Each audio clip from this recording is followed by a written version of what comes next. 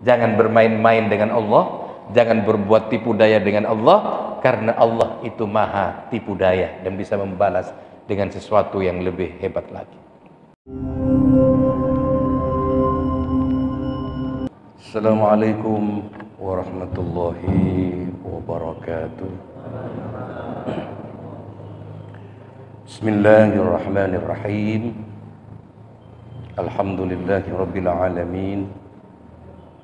Wassalatu wassalamu ala asyrafil anbiya wal mursalin Sayyidina Muhammadin wa ala alihi wa sahbihi ajma'in. Amma ba'du. Ibu bapak, para jamaah Masjid Nurul Iman Rungkut Harapan yang dimuliakan oleh Allah,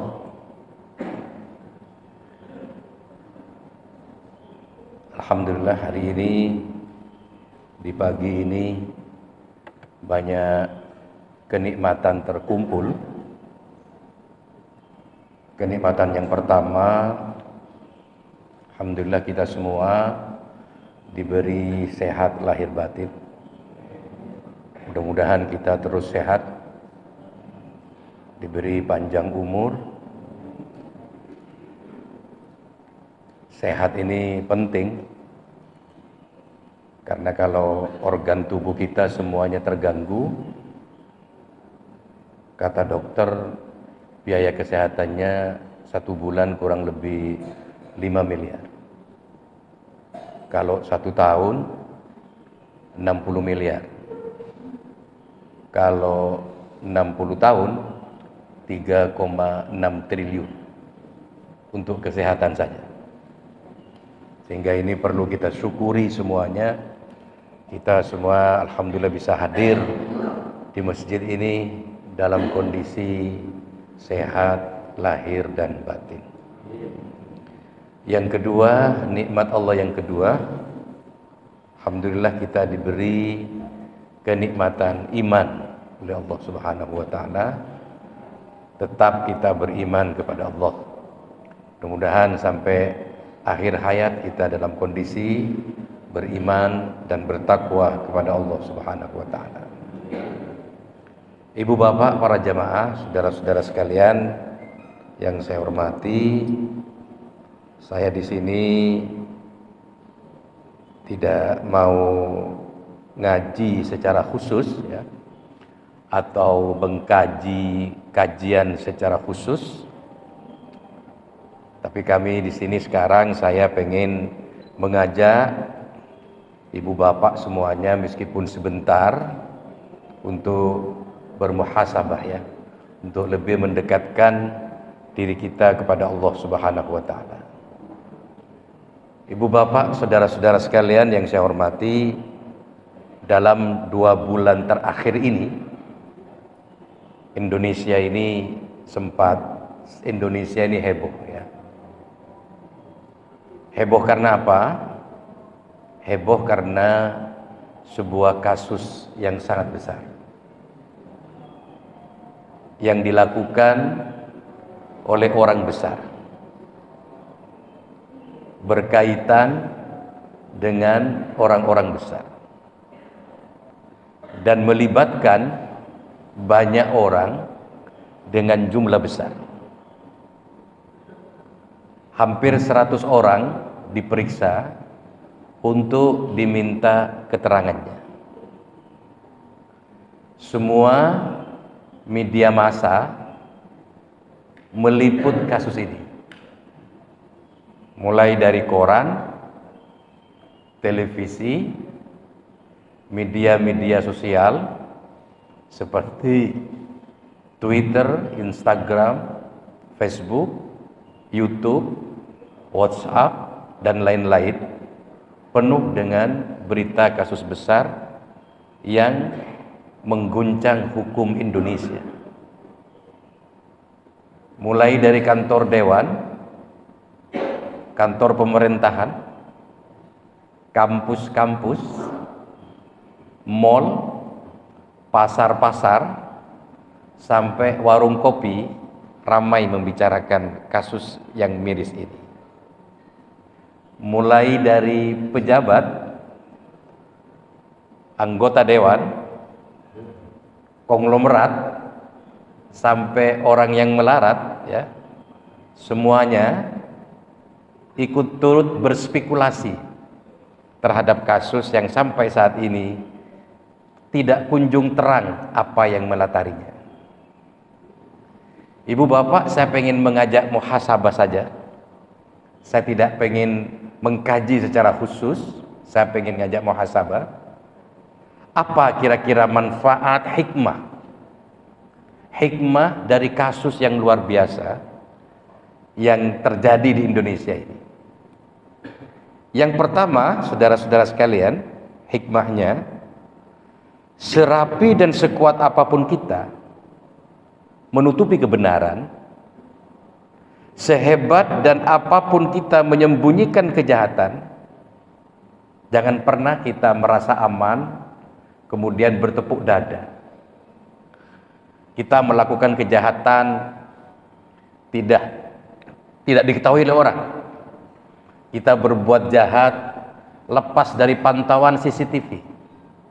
Jangan sampai kita ini kemudian merasa aman, kemudian bertepuk dada, kemudian merasa tidak ada apa-apa, ya. Karena apa, saudara-saudara sekalian? Allah itu maha mendengar, Allah itu maha mengetahui apa yang tampak dan apa yang kita rahasiakan. Tidak sulit bagi Allah kalau mau membuka aib kita. Tidak sulit bagi Allah kalau Allah pengen membuka borok kita. Kita sekarang ini terhormat karena Allah kan belum membuka aib kita. Kita sekarang ini merasa hebat, ya, dihormati orang karena Allah tidak membuka borok kita. Tetapi kalau Allah sudah membuka aib kita, borok kita, bisa jadi kita yang awalnya terhormat tiba-tiba menjadi orang yang terhina di dunia ini, ya. Sehebat apapun kita menutupi kejahatan, sehebat apapun kita merahasiakan itu, Allah maha tahu, ya. Allah yang maha mendengar, ya. Kalau Allah sudah punya mau, tidak ada orang yang bisa menghalang-halangi. Mau dihalang-halangi seperti apapun, mau di skenario seperti apapun, kalau Allah pengen membuka borok seseorang, membuka aib seseorang, itu tidak bisa ada orang yang bisa menghalang-halangi. Ini muhasabah pertama. Sehingga Allah berfirman di dalam Al-Quran, ya'lamu ma fis samawati wal ard wa ya'lamu ma tusirruna wa ma tu'linun wallahu alimun bidzatis sudur. Allah mengetahui apa yang ada di langit dan apa yang ada di bumi. Allah juga mengetahui apa yang kamu rahasiakan dan apa yang kamu nyatakan. Allah mengetahui segala isi hati. Ibu bapak, saudara-saudara sekalian yang saya hormati, ya, ini hikmah yang pertama dari kasus besar yang luar biasa ini, yang melibatkan orang-orang besar ini. Maka kalau Allah sudah punya mau, Allah sudah punya berkehendak, maka tidak ada orang yang bisa menghalang-halangi siapapun kalau Allah sudah mau membuka aib kita dan borok kita.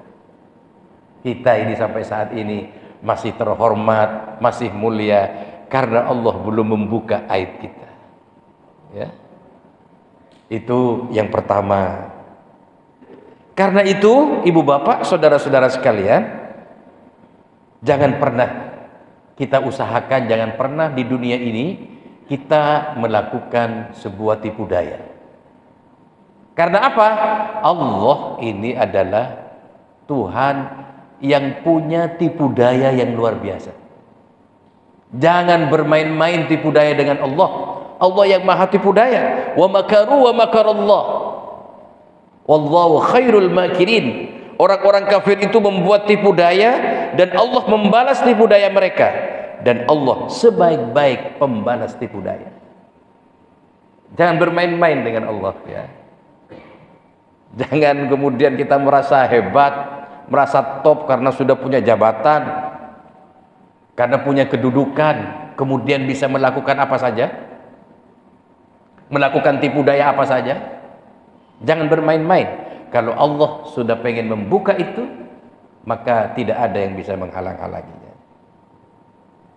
Ibu bapak, saudara-saudara sekalian yang saya hormati, yang kedua, hikmah yang dapat kita ambil dari kasus besar yang sedang ada di Indonesia saat ini. Ibu bapak, siapa orang yang menanam akan menuai. Siapa menabur angin akan menuai badai. Ya. Man 'amila shalihan falinafsihi wa man asaa fa'alaiha wa ma rabbuka bidzallamin lil 'abid. Kalau kita berbuat baik, sebenarnya kebaikan itu untuk diri kita sendiri. Tetapi sebaliknya, kalau kita ini berbuat jelek, maka sebenarnya perbuatan jelek itu akan tiba kepada diri kita sendiri. Allah tidak akan pernah berbuat zalim kepada hambanya. Jadi ibu bapak, saudara-saudara sekalian, kalau kita berbuat baik, itu sebenarnya tidak ada yang rugi kita berbuat baik. Tidak ada yang sia-sia kita berbuat baik, karena perbuatan baik itu akan nyampe kepada diri kita sendiri. Ya. Perbuatan baik untuk diri kita sendiri. Tapi sebaliknya, kita kalau berbuat jelek, maka berbuat jelek itu untuk diri kita sendiri. Oleh karena itu, saudara-saudara sekalian, saya ingin mengajak, mari kita bermuhasabah dengan kasus besar yang sedang dihadapi oleh Indonesia ini, kasus yang luar biasa, melibatkan orang-orang besar dengan jumlah yang besar, ya, terkait dengan orang-orang besar. Ini Allah sedang menunjukkan sekarang saat ini, siapapun orangnya, sehebat apapun, kalau Allah sudah akan membuka borok kita, akan membuka aib kita, maka tidak ada yang bisa menghalang-halangi. Jangan bermain-main dengan Allah, jangan berbuat tipu daya dengan Allah, karena Allah itu maha tipu daya dan bisa membalas dengan sesuatu yang lebih hebat lagi. Saya mengajak di forum subuh ini, kajian subuh ini, meskipun saya tidak mengkaji materi secara khusus, mari kita berusaha selama hidup di dunia ini, kita berikhtiar bagaimana kita ini bisa menjadi orang-orang yang baik. Karena tugas kita di dunia ini cuma satu, untuk menjadi orang baik. Dalam posisi apapun, tugas kita cuma satu, jadi orang baik. Jadi pemimpin, jadilah pemimpin yang baik. Meskipun rakyatnya tidak baik, jangan ikut-ikutan jadi tidak baik. Menjadi rakyat, jadilah rakyat yang baik. Meskipun pemimpinnya belum baik, tugas kita jadi rakyat yang baik. Menjadi suami, kepala rumah tangga, jadilah suami yang baik. Tugas kita cuma itu. Meskipun istri kita tidak baik, jangan kemudian ikut-ikutan tidak baik. Karena cuma kebaikan inilah nanti yang akan dijawabkan di hadapan Allah Subhanahu wa ta'ala. Jadi istri juga seperti itu, jadilah istri yang baik. Tugas ibu-ibu cuma jadi ibu yang baik. Jadi istri yang baik meskipun suaminya tidak baik. Jangan kemudian balas dendam, bisa malapetaka dalam rumah tangga ini. Tugas kita cuma jadi orang baik. Suaminya selingkuh, ikut balas dendam selingkuh, kacau balau nanti. Ya. Jangan begitu. Tugas kita cuma satu. Mau suami baik atau tidak, mau suami mengikuti dirinya atau tidak, ibu tetap jadi istri yang baik. Suami juga begitu. Bagaimana menjadi suami yang baik? Jangan melihat berbuat baik itu, melihat orang lain. Kalau orang lain baik, saya akan baik. Kalau orang lain jelek, saya akan jelek. Karena cuma dengan perbuatan baik inilah yang akan dipertanggungjawabkan di hadapan Allah Subhanahu wa taala. Ibu bapak, saudara-saudara sekalian yang saya hormati, siapa orang baik itu? Orang baik itu adalah man ahsana man asa'ahu. Orang yang mampu berbuat baik kepada orang yang menjahati kita. Kalau kita baik kepada orang baik, itu biasa, tidak istimewa, ya. Tetapi kita akan istimewa kalau kita baik kepada orang yang tidak baik kepada kita. Kalau ada orang di sini Rungkut Harapan ini ngomong, saya ini bisa jadi baik selama Anda baik sama saya. Tapi kalau Anda jahat pada saya, maka saya bisa lebih jahat daripada Anda. Orang yang ngomong seperti ini tidak jaminan orang baik. Orang yang ngomong seperti ini adalah orang yang ngaku-ngaku baik, tidak menjamin orang ini baik. Ya, siapa orang baik itu? Orang baik itu adalah orang yang bisa berbuat baik kepada siapapun, meskipun orang itu mau baik atau tidak. Mau baik kita tetap baik, mau tidak baik kita tetap baik. Karena dengan perbuatan baik inilah akan mempengaruhi perilaku orang lain juga akan ikut baik. Ini yang dicontohkan oleh baginda Nabi Muhammad SAW, yang selalu berbuat baik meskipun orang itu jahat kepada Rasulullah, tetap Nabi baik. Nabi itu oleh orang kafir dulu kalau ke masjid setiap hari diludahi, tapi Nabi tidak membalas meludahi. Luar biasa Rasulullah setiap hari. Sehingga satu ketika Nabi ke masjid, kemudian kok tidak ada orang yang meludahi. Maka Rasulullah bingung, mana orang yang biasa menyapa saya dengan meludahi. Kemudian Nabi tanya, kemana orang itu? Nabi mendapatkan kabar orang itu sedang sakit. Maka Rasulullah segera pulang ke rumah, kemudian mengambil beberapa makanan dan mendatangi orang yang sakit yang biasa ngeludahi Nabi. Orang yang didatangi Nabi itu gemeter. Ini Muhammad mau balas dendam. Kata Nabi, saya tidak balas dendam. Saya datang ke sini membawa makanan dan mendoakan kamu supaya kamu segera sembuh, sehingga ketika sembuh kamu bisa ngeludahi saya lagi. Masya Allah, ada orang kayak gini. Dengan perbuatan baik ini, orang ini menjadi baik. Kemudian sejak itulah orang ini menyatakan masuk Islam, kepincut kepada akhlak Nabi yang sangat mempesona dan sangat mengagumkan. Masya Allah, ya.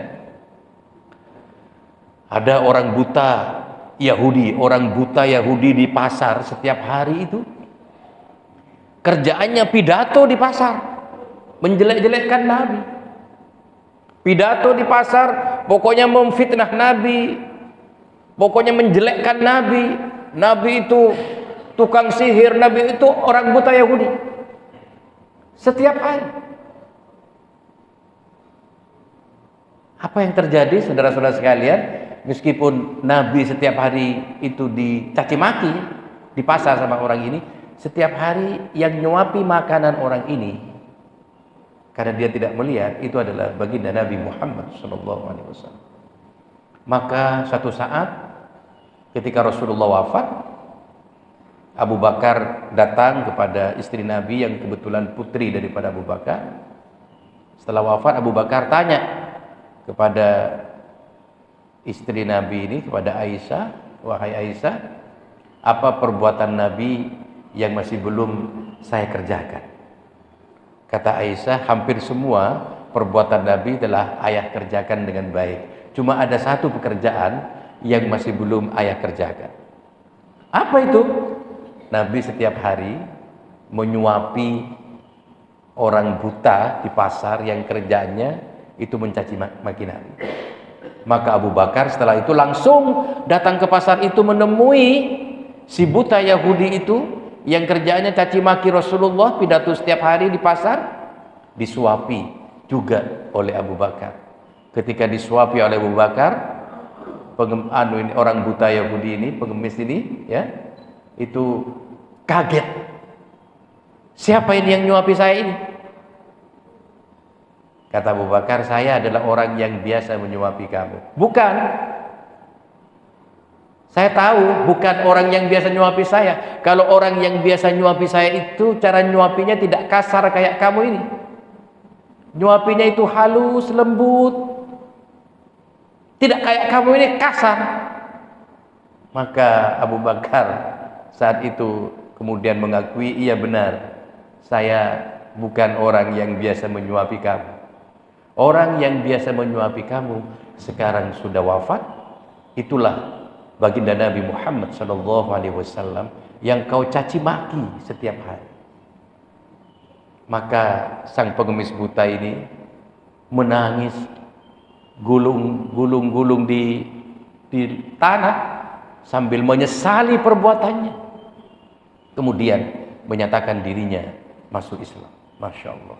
Banyak orang masuk Islam ini belum sempat membaca Al-Quran. Banyak orang masuk Islam ini belum sempat mengkaji Al-Quran. Tetapi karena akhlak Rasulullah yang sangat mempesona dan sangat mengagumkan. Makanya ibu bapak, saudara-saudara sekalian, yang hadir di masjid ini adalah duta-duta Islam. Orang non-Islam itu melihat kita tuh perilaku kita. Mereka itu kepincut ke Islam itu belum sempat membaca Al-Quran, tapi melihat perilaku kita. Kalau perilaku kita ini baik, santun, banyak orang itu kemudian tertarik masuk Islam karena akhlak. Tapi kalau kita jahat, kita ini ngamuan, ya, jangankan kepada orang yang kafir, kepada sesama Islam aja kita ngamuan. Jangan harap orang akan kepincut kepada Islam. Ya. Masya Allah. Ada seorang siapa itu perempuan hebat di Prancis, seorang perempuan yang peduli sosial. Saya lupa namanya ya. Itu peduli sosial dan anak. Siapa namanya ya? Itu disandra sama orang Afrika, yang dalam hal ini Muslim, karena dianggap mata-matanya Perancis.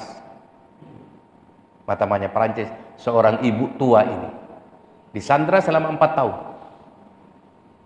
Dia pada saat itu bingung, waduh, dia yang ada menancap dalam otaknya ini, yang namanya Islam itu keras, yang namanya Islam itu teroris, yang namanya Islam itu menakutkan. Ketika dia disandra, dia ketakutan luar biasa.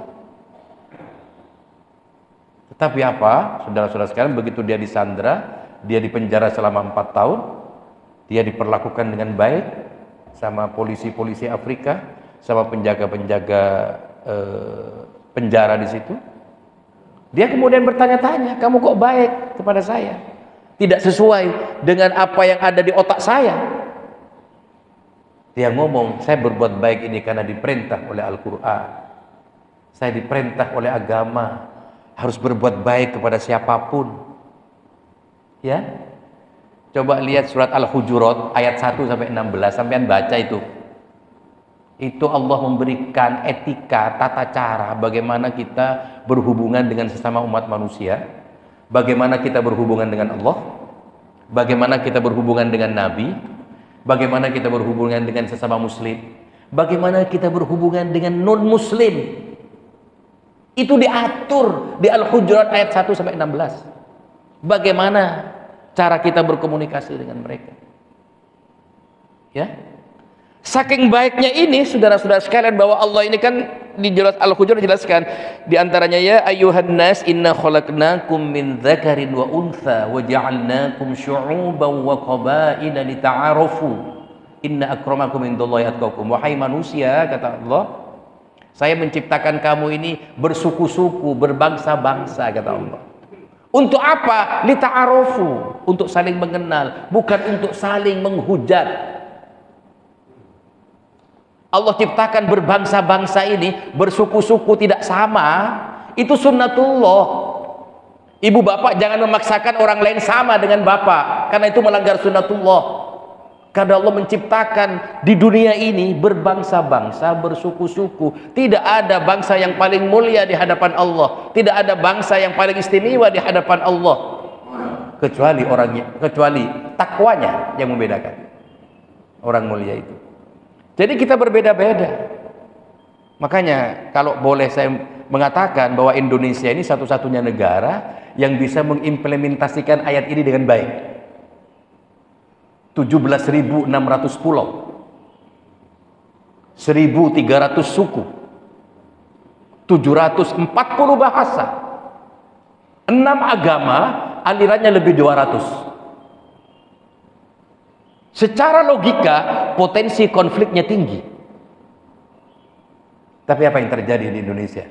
Di Timur Tengah loh, pulaunya cuma satu, bahasanya satu, sukunya cuma satu, tukaran tok. Karena tidak bisa mengimplementasikan ayat Allah ini secara baik. Sehingga sekarang ini Indonesia ke depannya akan menjadi kiblat Islam sedunia. Orang-orang Islam di dunia sekarang belajar ke Indonesia. Bagaimana caranya dengan suku yang sekian banyak ini, pulau yang sekian ribu ini, kemudian berjalan aman, tentram dan damai. Jangan dibalik, orang Indonesia malah belajar ke tempat yang konflik. Sekarang kita dibalik, belajar ke tempat yang di situ tempat konfliknya luar biasa. Akhirnya pulang ke Indonesia yang ngamuan. Ya, justru mereka sekarang ini belajar ke Indonesia. Bagaimana mengimplementasikan ini? Karena ini yang dimaksud dengan piagam Madinah yang dilakukan oleh Rasulullah ketika membangun negara Madinah, yang di dalam rakyat Nabi pada saat itu di Madinah tidak hanya Muslim, tapi juga ada Yahudi, ada Nasrani, ada Majusi, tapi kemudian tunduk patuh dengan piagam Madinah ini. Sama dengan kita, ya. Kemudian kita punya kekayaan besar yang namanya Pancasila ini. Ini Islam. Ya, jadi itu mari kita berbuat baik. Kemudian si wanita ini, saya belum selesai melanjutkan si wanita ini, kemudian kepincut yang disandera di Afrika ini, saya namanya lupa ya, pincut, kemudian masuk Islam. Emmanuel Macron, presiden Perancis pada saat itu, melakukan lobby bagaimana perempuan ini bisa terbebas dari sandera. Akhirnya terbebas sebelum waktunya, dia dibebaskan. Dan Sophie Petronin, ya, namanya perempuan ini Sophie Petronin. Nah, Sophie Petronin ini kemudian dipulangkan ke Perancis, dan Sophie Petronin ini sengaja tidak menyatakan keislamannya di Afrika, karena khawatir kalau dia menyatakan keislamannya di Afrika, berarti dia masuk Islamnya itu karena tekanan tentara Afrika atau karena senjata, sehingga dia tidak memproklamirkan kemuslimahannya, keislamannya, meskipun dia sudah muslimah. Akhirnya dia pulang ke Perancis, disambut dengan luar biasa, disambut dengan gegap gempita oleh Perancis. Emmanuel Macron juga menyambut di bandara, menteri-menteri menyambut di bandara, karena ini tokoh sosial anak yang luar biasa. Begitu semua berjejer di bandara menyambut kedatangan Sophie Petronin ini, maka Sophie Petronin keluar dari pesawat dalam kondisi menggunakan baju panjang dan berkerudung. Dan disitulah dia menyatakan, mulai hari ini saya menjadi seorang muslimah, dan nama saya sudah berubah menjadi Maryam Sophie Petronin. Masya Allah, itu kepincut kepada Islam yang sudah terpatri dalam otaknya bahwa Islam itu keras, teroris dan sebagainya. Kemudian karena akhlak yang luar biasa ini, kemudian dia menyatakan masuk Islam. Tidak sempat mengkaji, Pak, mengkaji. Gak mau, jarang lah orang non muslim mau mengkaji Quran. Dia baca aja tidak bisa. Tapi yang dilihat duta-duta Islam ini. Kecuali para ilmuwan yang ada di Amerika, ilmuwan itu mengkaji Islam. Tapi kalau orang-orang yang biasa itu tidak sempat mengkaji. Tapi yang dilihat perilaku dan akhlak kita. Oleh karena itu, ibu bapak, saudara-saudara sekalian, saya mengajak dalam muhasabah ini, mari kita coba untuk naik kelas. Kalau selama ini kita cuma berusaha menjadi orang soleh, maka kita berusaha sekarang untuk menjadi orang yang muslim. Kalau orang soleh itu kan hanya baik untuk dirinya sendiri. Yang penting saya ke masjid tiap hari, tapi tidak peduli kepada orang. Abai terhadap persoalan-persoalan orang. Ya, maka kita naik kelas.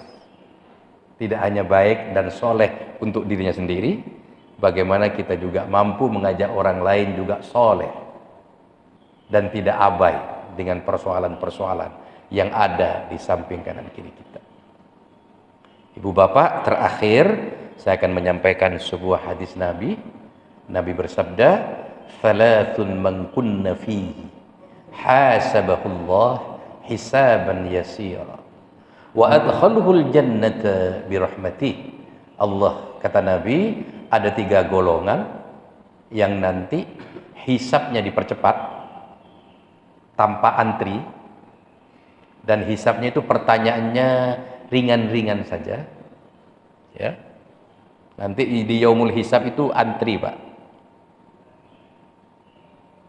Saya tidak dapat bayangkan ya, jumlah penduduk bumi sekarang ini kan kurang lebih 7 miliar. Idealnya kan diisi 4 miliar. Jadi dunia ini sudah overload. Dan kalau umatnya Nabi Adam sampai ke sekarang ini yang 7 miliar, dikumpulkan antri di yaumul hisab, pemeriksaan orang ini masuk neraka atau masuk surga. Saya gak dapat bayangkan antrinya. Tapi Allah saya kira maha besar, mungkin akan lebih cepat ya para malaikat itu. Saya cuma membayangkan sesuai dengan otak saya. Itu nanti ada kelompok orang yang tanpa antri, ada jalur VIP, pertanyaannya ringan-ringan, kemudian masuk surga dengan rahmat Allah. Siapa orang ini? Kata Nabi, yang pertama, tu'ti man haramaka, orang yang mau memberi kepada orang-orang yang medit, orang yang mau bersedekah kepada orang-orang yang tidak tahu terima kasih. Dikasih tidak mau terima kasih. Kalau kita kan selalu nuntut terima kasih, orang dikasih gak terima kasih, ini. Kalau kita memberi kepada orang yang dermawan, yang baik kan biasa itu, tidak istimewa. Tapi kalau kita ngasih kepada orang medit, itu istimewa. Makanya kalau di kampung ini ada orang medit, jangan dimusuhi. Ini tiket gratis untuk masuk surga. Itu ya. Kalau kita sudah berbuat baik kepada orang kayak gitu, insya Allah orang itu akan ikut berbuat baik. Itu akan ikut. Yang kedua, saya singkat saja ya.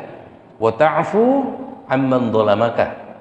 Orang yang istimewa ini masuk surga dengan rahmat Allah, hisabnya cepat. Yang kedua, wa ta'fu amman dhalamaka, orang yang bisa memaafkan orang yang zalim kepada kita.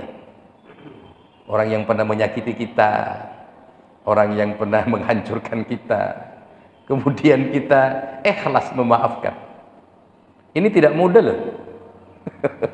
Kalau dalam diri kita ini masih ada egonya tidak mau diturunkan, susah. Susah untuk memaafkan orang itu. Terakhir, kata Nabi, orang istimewa ini, wa tasilu man qata'aka, orang yang menyambung silaturahim kepada orang yang memutus silaturahim. Kira-kira ringan atau berat ini kerjaan ini? Berat atau ringan, Bu? Berat ya? Tapi kalau kita pengen jadi orang yang istimewa, ya, yang lain daripada yang lain, istimewa di hadapan Allah, ya ini diantaranya, ya. Kita bisa menurunkan ego ini, ya. Ibu bapak, saudara-saudara sekalian, ini sekedar muhasabah. Saya tidak mengkaji sebuah kajian khusus, karena saya juga diundang ya, dadaan juga ya. Tadi malam masih di luar kota, mudah-mudahan saya nututi dan tidak kebablasan. Masuk Surabaya jam 1:30. Saya tertidur sebentar, kemudian langsung ke sini. Saya kira itu yang dapat saya sampaikan. Kurang lebihnya kami mohon maaf yang sebesar-besarnya. Mudah-mudahan kita semua tetap diberi kekuatan oleh Allah, kekuatan iman. Sebesar apapun dosa kita, sebesar gunung sekalipun, bahkan dunia ini penuh dengan dosa kita, kalau kita mau taubat, pintu taubat dibuka lebar-lebar oleh Allah, ya. La taqnatu min rahmatillah, innallaha yaghfirudz dzunuba jami'a, innahu huwal ghafurur rahim. Pengampunan Allah itu lebih besar daripada murkanya, ya. Alhamdulillah Islam ini menganut ending akhir, ya. Islam itu menganut ending akhir. Ada orang awalnya jelek, rusak, gak karu-karuan, ending akhirnya baik, masuk surga. Sebaliknya ada orang baik awalnya, ending akhirnya jelek, masuk neraka. Oke? Oleh karena itu manfaatkan waktu ini sebaik-baiknya, ya. Makanya itu yang disebut dengan husnul khotimah, mengakhiri hidup ini dengan baik. Oke. Saya kira itu. Mohon maaf yang sebesar-besarnya, ya. Assalamualaikum warahmatullahi wabarakatuh.